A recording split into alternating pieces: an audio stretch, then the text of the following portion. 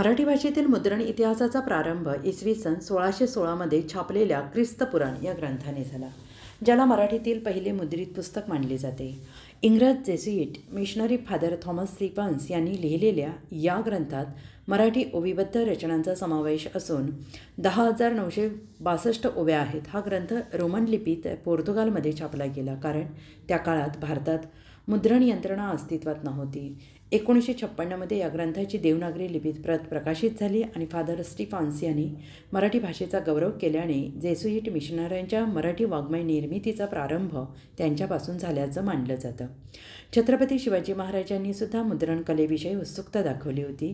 काही संशोधकांच्या मते त्यांनी आपल्या कार्यकाळात छापखाना उभारला होता आणि मात्र याचा पुरावा अद्याप मिळालेला नाही. मराठी भाषेतील पहिले पुस्तक भारतात मुद्रित करण्याचा मान 1807 विल्यम कॅरी यांना जातो. पश्चिम बंगालमधील श्रीरामपूर येथे संत मॅथ्यूचे शुभवर्तमान हा ग्रंथ त्यांनी प्रकाशित केला, जो पवित्र बायबलचा भाग होता. कॅरी यांनी 1805 ग्रामर ऑफ मराठा लँग्वेज आणि 1810 डिक्शनरी ऑफ मराठा लँग्वेज हे ग्रंथ प्रकाशित करून मराठी गद्यपुस्तक प्रकाशनाचा पाया घातला. मराठी भाषेच्या मुद्रण आणि प्रकाशनाच्या प्रवर्तनाचे श्रेय त्यांना दिले जाते. तथापि मराठी व्याकरणाची पहिली नोंद 1777 झाली होती.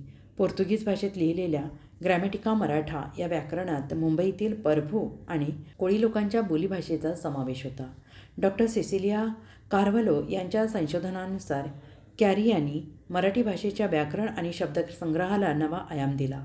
त्यांच्या कार्यामुळे मराठी मुद्रण साहित्याचा विकास साधला गेला. ख्रिस्तपुराणने मराठी साहित्याला जागतिक ओळख मिळवून दिली. फादर स्टीफन्स यांच्या पुढील योगदानाने मराठी मुद्रणाच्या परंपरेला गती दिली आणि त्यामुळे मराठी भाषेच्या अभिजात दर्जासाठी या ग्रंथाचे ऐतिहासिक महत्त्व अधोरेखित होते.